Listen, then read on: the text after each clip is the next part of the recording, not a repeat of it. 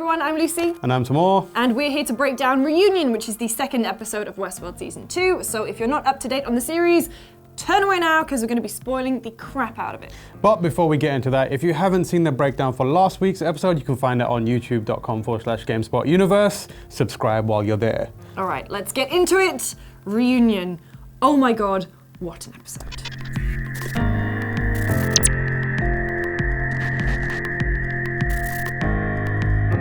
Once again, we've got some notes. A casual 6 sides this week. I got really carried away and then I started putting in pictures.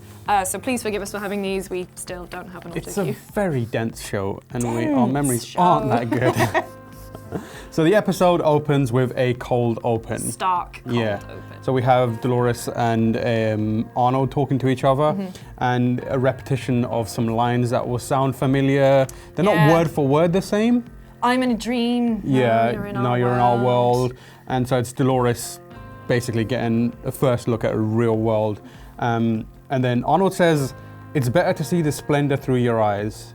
And then there's a phrase, which sounds, again, a lot like another phrase. He says, "After a while, it doesn't look like anything at all." So it doesn't look like anything at all. It doesn't look like anything to me, is of course the stock response hosts have to give when they see something that doesn't necessarily make sense to their world. So like a photograph or something from the real world. So this actually could be the kind of the first usage of it, or maybe it's just an elaborate hint that Arnold is a host all along. Because that's what this show is now. Everyone is a host. Trust no one. Trust Believe nothing. absolutely no one. So for everyone wondering if Sir Anthony Hopkins was coming back, he kind of has as adult Ford, young Ford.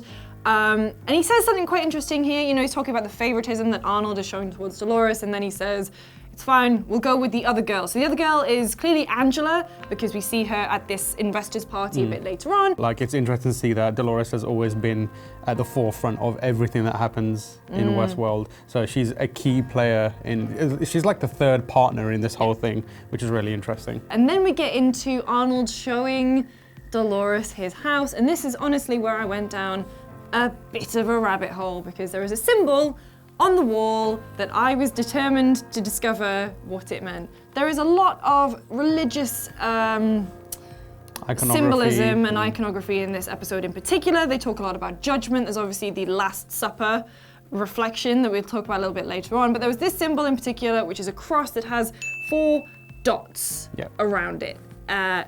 Spent a casual half hour furiously Googling. angry Googles. There's a lot of things that it could be. There is the Indus Valley, which was a Bronze Age civilization, northeastern Afghanistan to Pakistan. Let's go.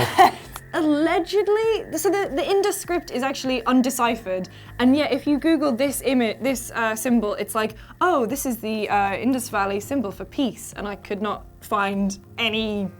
No, don't try that. It's quite similar to the Jerusalem cross, but not quite. It's also very similar to a punctuation mark in Japanese, but rotated on its side. So, Kome Jirushi. but the thing that I think is probably closest, Yeah. it is an old alchemy symbol for distilled vinegar. After all that, it's vinegar, my dudes. After all that, it's vinegar. I did find a blog post, so I'll put it up right now, where they were saying that the cross in alchemy represents the sign of the 4 elements, and the point of intersection is the 5th element. Great film. And they think that vinegar symbolizes the water that kills and vivifies and aids the transmutation of the vehicle of consciousness from the body into the vehicle of consciousness, the spirit. Again, this was off one blog. Yeah. I could not find any other evidence about this. I think basically it just might be a nice symbol, but I want you all to know that I looked. I found a separate blog which said that vinegar is real good on chips. What? That is big news here. And then they have a little bit of a discussion, Arnold and Dolores, about Charlie. So Charlie's obviously Arnold's son, who sadly dies. They say they have a lot in common. So there is a thing about favoritism, and you know, there is the fan theory that they are uploading people's consciousnesses into host bodies. Could it be Charlie? That'd be weird, because weird. You wouldn't put your son in that situation at all. But I feel like maybe he was like the test subject. He was like the cyborg of this operation. I'd feel really weird about putting my son into the body of a hot blonde lady. Yeah, And that is a good point. That is like a bit weird. But I feel like there is something more to that relationship, something that hopefully will be just Explored further yeah. in the series. And in a bar, we have the lovely dulcet sounds of Runaway by Kanye West playing on the piano. It was in a trailer, but now we get like this extended version of it. Yeah. We also have Genji from Overwatch. Genji from Overwatch is here. Who's being seduced by Logan. I have many questions about this. Ben Barnes. Like, I'm not even being funny. I was watching at my desk and I paused. I've never drunk a drink like that, but I might start now. We can also place this scene in the timeline. So the fact that Logan says, "Oh, I can't believe this guy is dating my sister," which means they're not engaged yet, which means they haven't gone on the little bachelor party to the park. Yeah, it's pre-season 1 Just stuff.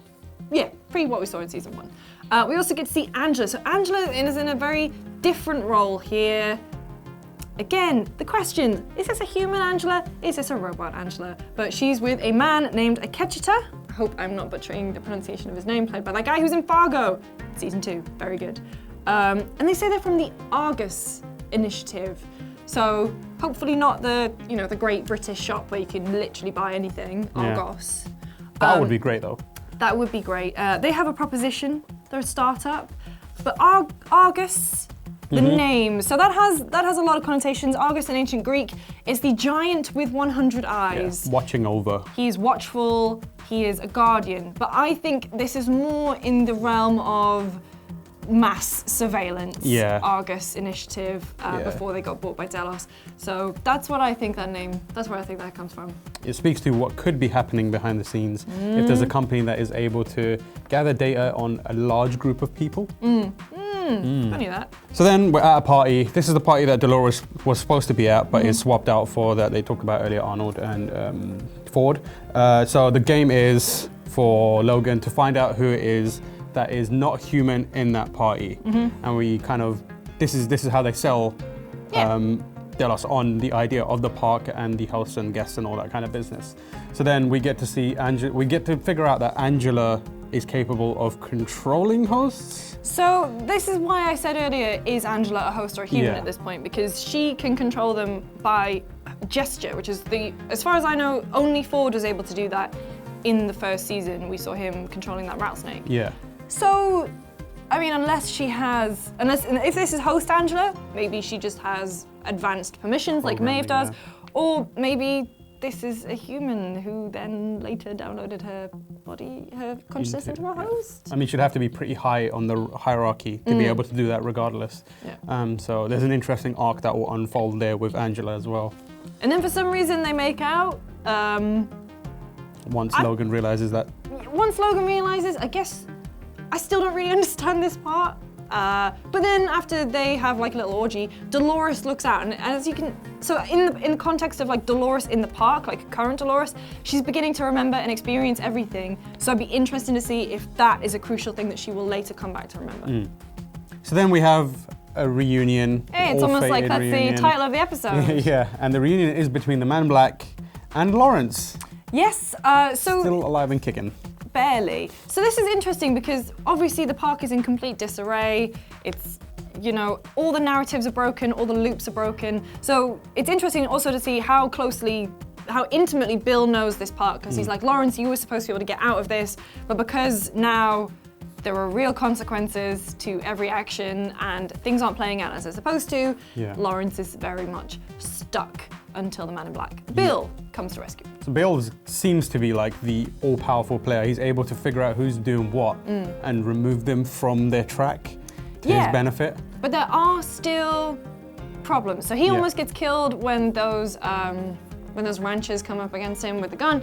But then he has a contingency plan, which is like, I have so many questions about this. This is clearly something that he has been planning for a very long time. He takes Lawrence to this bar, and while he's there, he brings out a med kit. It was so weird, like seeing him just punch a hole into a wall and pull out something that is completely not supposed to be there. I mean, in season 1, like whenever he did anything, the people in the control room were like, look, he's the boss, just let him do whatever he wants. So he has clearly been prepping for this for a very long time. And he says also something quite interesting. He says, technically cheating, but seeing how Ford changed the rules on us, I see it as fair game. Yeah. But so he always knew that something like this was going to happen, that the park is finally reaching what he sees as his real potential. Yeah, and he's about to, and this whole thing is to start recruiting for a rebellion or revolution of sorts. And he's doing that by explaining to Lawrence that. Well, the first time, he's part of it. Yeah, he's got free will to be part of it, and you can help him bring the whole thing down around him. But that's the thing. So he wanted this all this time. He wanted the hosts to have autonomy. He wanted the hosts to rise up for the park to actually be perilous and dangerous. And then at the end, he's like, nah, and then I'm just going to burn the whole thing down. Yeah. So it's kind of like he had ideas for what he wanted this park to be, and now he's going to take the whole thing down with him. But we get a hint of that later on in the episode, and it's something to do with the real world. They keep dropping in the fact that the real world is not as perfect as they've made it out to be in the past. So we know that they've cured all disease pretty much. Everything should be fine and dandy, but it's not. No, Why? Something's going wrong. There's also a lot of talk about judgment in this episode. Lots of lovely judgment. Bill says they wanted a place hidden from God, a place they could sin in peace, but we were watching them, we were tallying up all their sins, all their choices. Judgment wasn't the point. We had something else in mind entirely. And he feels like he's been given a punishment, doesn't like it, and then he's going to burn the whole thing to the ground. Yeah, a lot of teasers there in that one line, like about what the history of the park, what it was intended for, and where it's going in the future. Blink and you will miss it in Sweetwater. We finally know another storyline that Armistice was involved in. So we can see her here as a sheriff's deputy. The only thing we knew about Armistice before is that she was living in a village with her family that was terrorized by Wyatt, and that's why she got the snake tattoo, because she was exacting vengeance from them. But it's interesting that she was also once a deputy. So then we get to see another familiar thing, a lot of familiar things in this. We get the first time we see Teddy and Dolores in their loop, that moment where she drops the can. Just trying to be Yeah, civil. just trying to be sure. And then it freezes, and we're introduced to a new character. Mr. James Delos. James Delos. Darlene, get the lemonade. If you've seen Ozark, it's Peter Mullen. Yes. So then we have a discussion that essentially decides the future of the park and everything that's going to happen there. So there's a lot of interesting things to take away from this discussion. So Mr. James Delos, I'm going to call him Mr. James Delos. He's there with William, who is married into the family now. We learn that Logan has invested a bunch of money into the park, and James Delos is like, oh, what the hell am I going to do with this? During that conversation, James says, it's awfully pretty. Yeah. It's, to which William responds, it's perfect. So this is after he's fallen in love with Dolores, that whole thing has happened. He's come out, he's bitter, he no longer loves her. She is an it in his eyes. So they're trying to figure out what's going to make the park profitable. What's a fun little thing that I saw on these wanted posters in the background are people who are involved with the show. So obviously you've got Brian Burke, who is the executive producer. You've got Eric Ozuski, which is the assistant art director. Chris Carisi, I really hope I'm not butchering these names, I probably am, who's the production accountant. And Mark Feckes, who is the location foreman, which is a very nice little Easter egg to have on the wall. William is trying to make a case for this place. He's been there, he knows just how intense and how real it can feel. So when James is like, I'm not interested in fantasy, I want reality, William can see that in the future, this will be the only reality that matters. Whether it's the fact that people's brains will be uploaded and they can live there for the rest of their lives if they want to, or whether the fact that hosts are going to be so ingrained in our everyday lives, it could be a reality if we wanted it to be. He sees the potential beyond the park, and that's what he's trying to sell to Papa. To Papa Delos. Papa Delos. And the big potential that he sees is that the mass surveillance of people who are doing their worst, their innermost desires, because they've been told that there are no consequences. And as a businessman, he sees there is infinite potential in that for blackmail, for example. Exploitation on various levels. The most powerful people in the world are coming here to $40,000 a day. Unbridled, just giving into their every sin, every desire. If someone's got that on camera, cha-ching. Cha-ching. And then again, because Dolores obviously has access to all her memories, she remembers everything, this is going to be another key thing that she is going to remember and she's going to use in her war, in her uprising. It's the fact that she knows what the park is really for. I love that Sizemore, they are just fully committed to making him the comic relief of this season. Of actually both seasons. Yeah. Him as the little stable boy, Oh, bless him. It's He adorable. thought, especially as well, if you consider the fact that he thought he was so important, and Yeah. now he's just a poor stable boy. But we have another reunion. We have Maeve and Hector meets Dolores and Teddy and Angela. Very interesting scene for a number of reasons. So not only have you got these two formidable female forces coming up against each other again. The last time they met, it was when they had these violent allies have violent ends, little exchange. But now they're both leading sort of their own uprising in different ways. Yeah, chasing freedom in two different ways. Yeah, and Dolores is doing it very much by force. Teddy is clearly struggling with this concept. Yeah. And you can see it when Maeve actually talks to him and he's like, I know you, you're not happy with this. Yeah. And you can see the conflict in him. So I would be interested to see. Maeve is so dangerous. Maeve is so dangerous. Her like ability to figure out what's going on. Like she immediately picks up on the fact that Teddy is like a bit unsettled, and she also completely destroys Dolores's kind of the whole drive behind what she's doing by going like, is this really freedom? Yeah, because she has obviously not only the increased intelligence, but the increased sort of charisma and ability to just, her whole role, I guess you could say, is to get what she wants out of people and to figure out what people want and give it to them. What's also interesting is the fact that when she says to Dolores, like, you're gonna have to let us pass if you're so interested in freedom, was that a command? Oh. Because she does have voice commands. Yeah, Like on my iPhone. She could give her a voice command, but we won't know if it's just an actual conversation that she's having or it's just her demanding to be let past. We're gonna have a quick sidestep because this involves Maeve, but one of our YouTube commenters, Imaginary Max, came up with an incredible fan theory last week that we just have to talk about it. We were thinking that Abernathy was the insurance policy. He's the one who has to get out of the park so that Delos will lift the embargo because he has all of the park's information in his head.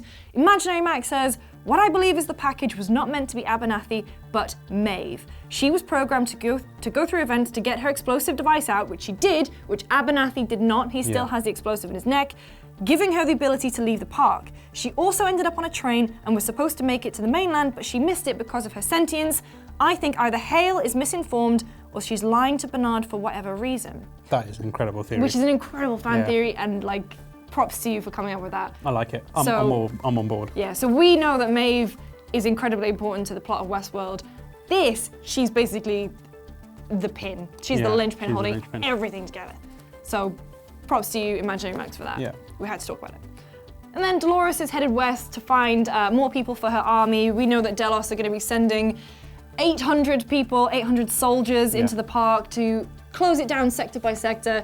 Dolores has maybe 50 people. Yeah, she needs to raise an army real quick. So she's going to the Confederados, again, with the religious iconography and symbolism. It's Last Supper AF in there. And in the middle we have Major Craddock, who, if you play video games, you'll recognize as being Zussman from Call of Duty World War II.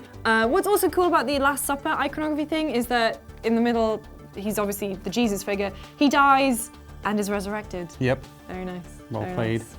Back in the real world, we're in yet another party. This one is for old man Delos, his retirement. His retirement party. Yeah, and it's we've got Dolores playing Chopin on the piano. And Who else likes Chopin that we know, huh? And we're also introduced to a family, a little nice family, little family unit unit. with William. So William, of course, fully moved on, has his wife. It's the daughter that we know all about. It's Emily is her name, and Juliet is the wife.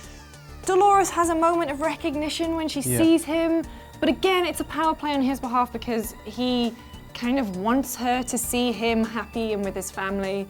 This is clearly maybe like 5 or 6 years, judging by the age of the kid, after he first fell in love with Dolores. So you think he would have moved on by now, but apparently not. He's being a bit cruel here, so it's I mean, like, shades of him. cruel. Yeah. But also we get more hints as to the ultimate goal of the park, or at least what we think the ultimate goal of the park is, which is like a San Junipero type place where the sick and elderly can upload their consciousness. James Delos has a single cough, which is universally known to be he's dying. The telltale cough. I'm gonna die. But he also says things like, William says, you stepping down doesn't help me. And James is like, nor me, but I was told I might not have to. Some of us can afford to have more patience than others, blah, blah, blah. It's so kind of obvious what they've Yeah, they're telegraphing hinting it at pretty clearly. And also, he calls it out, but that is Chopin playing.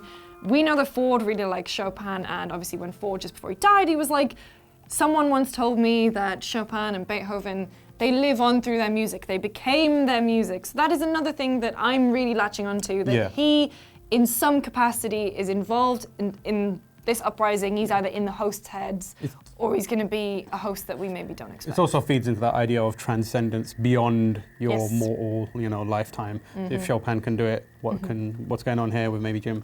So we know that Logan can't drink properly, but he sure can do some hard-ass drugs. Give him some credit. In the future, he seems to be a little more clued on as to what's happening. Yeah. Because we get a little indication of Logan perhaps being way more important than, at least I initially thought. He looked like he was just a lazeabout having fun, but this guy knows stuff. He is shining light on the situation which is going on in the real world. There's people have been alluding to it, that there is something not quite right happening in the real world. And Logan says things like, do you know what they're celebrating? The sound of fools fiddling while the entire species starts to burn. They lit the match, kind of thing. What is happening? Why are they celebrating? What is the big breakthrough that Delos is going to have? And it's got to be the transfer of consciousness. It has to be. If everything is so wrong in the real world that people are wanting to become hosts, what the hell is happening out there? And now possibly the coolest scene from this season of Westworld thus far, with also the best kept surprising secret cameo. Gus Fring, baby. Here for some chicken, baby. He's setting up in Pariah. No, so we get to see a different El Lazo. We always thought of it as Lawrence, whose ultimate narrative played out that he was El Lazo. Yeah. Nope, it's Gus Fring. Yeah. And it's a really badass scene because he's talking about this revolution with Robert, and he's talking about basically the straw that broke the camel's back, or should I say, the stake that broke the elephant's back in the circus. Yeah. If that makes sense. But it's all a part of Robert version 2. Yeah, V2. His game. Yeah. And we get to see this awesome scene where he says, the game was meant for you, William, but you must play it alone. And everyone, all the dudes, all the army that Bill wanted to get, no, they'll kill themselves because no, that is not how this game is supposed to be played. I was effectively the man realizing this is hard mode for me. Pretty much. Yeah, so the Dark Souls of Westworld. Yeah. Westworld is the Dark Souls of TV shows. But it's basically, what's really cool about it is the fact that El Lazo says, I'll see you in the valley beyond, William. So the valley beyond is a little spiritual for me. I feel like the valley beyond is probably the sea, the random sea that has just appeared, because all rivers seem to be leading to the sea. Everything's pointing to that. So after the meeting with El Lazo, Lawrence and Bill have this conversation where Lawrence is like, oh, did Robert build this place? And Bill's like, no, it was me. And the place we're going to, this valley, is my greatest mistake. So throughout this entire season pretty much, it's been seeding the fact that William was the only person who really saw the potential of Westworld as kind of not only as a mass surveillance place, but also just as a place for humanity to sort of see the reflection of themselves. And one of the things that it's a very popular fan theory at the moment, and one that I really like the idea of, is that Westworld, everything that it's leading up to is basically Future World. Yeah. Don't know if you ever saw that movie. It was the sequel to Westworld in the 70s. Do not watch it. It's not very good, but it has some good ideas. Basically, the plot of Future World is that after the Westworld disaster, where all the hosts go crazy and kill a bunch of people, the Delos board are trying to get people back on board. They invite a load of people to Future World, where Delos secretly clone them and set them back out into the real world, and it just means that all these important dignitaries are essentially under Delos control, and it's a way that they can control the Earth. So William is the mastermind. He sees the potential in this. This conversation he has between him and Dolores, he's like, I can't believe I was ever interested in you, but you made me interested in me. He sees the darkness inside of him and what he can do to basically run the world, which is quite scary. Dolores also said earlier on in the episode, she said something like, you don't know what you're guarding here, you don't know the purpose of this place, but I do. And then William takes her to a big old building site. Is this him maybe building the sea? This is the valley. This is where everyone is heading to. Yeah. Following that, we are back in the park with Teddy and Dolores, and this is the final scene where everything kind of comes together in that typical Westworld way, where you have the information, but still not the answer. You have the tease for it, just enough for you to work with. So we have Teddy and Dolores talking, and they're discussing about where they're going and what they're ultimately looking for. And Teddy's like, "Are we going to a place?" And she kind of effectively says, "It's not a place that we're after, it's a weapon." One that an old friend was foolish enough to show her long ago. Okay, tinfoil hat time. If his plan was to replace people a la Future World, bring people into the park, clone them, replace them in the real world, then maybe this thing that he has is a transmitter. So Jason Gill on Reddit actually came up with this fan theory, and like, damn, it's got me hook, line, and sinker. He says that William has been replacing people all along, and he has a giant transmitter where he can basically send out the signal to start controlling people. But if Dolores is heading there, maybe she is gonna use all of the hosts that are currently out there in the real world to follow her command instead of Delos's, which is crazy. And also, all of the dead bodies in the valley are the bodies of people who have been cloned. Their bodies are no longer needed, they're just washed up on the shore. R.I.P. Teddy. R.I.P. Teddy for like the millionth time. Yeah. But still, that is a great theory. That is a great theory, and one that I'm super invested in. Yeah, I like it. All right, so things are getting heated, complicated in Westworld. If you have any comments, any fan theories of your own, make sure to stick them in the comments box below. Come find us on Twitter. I'm at Lucy James Games. I'm at Tamoor H. And if you need us, we'll be sat in a corner, pulling our hair out, trying to get our heads around just what the hell Delos is doing. Am I a host? Probably at this point, we're all hosts. Come back and join us next week for another Westworld breakdown. We'll see you then. Doesn't look like anything at all. I might have a breakdown.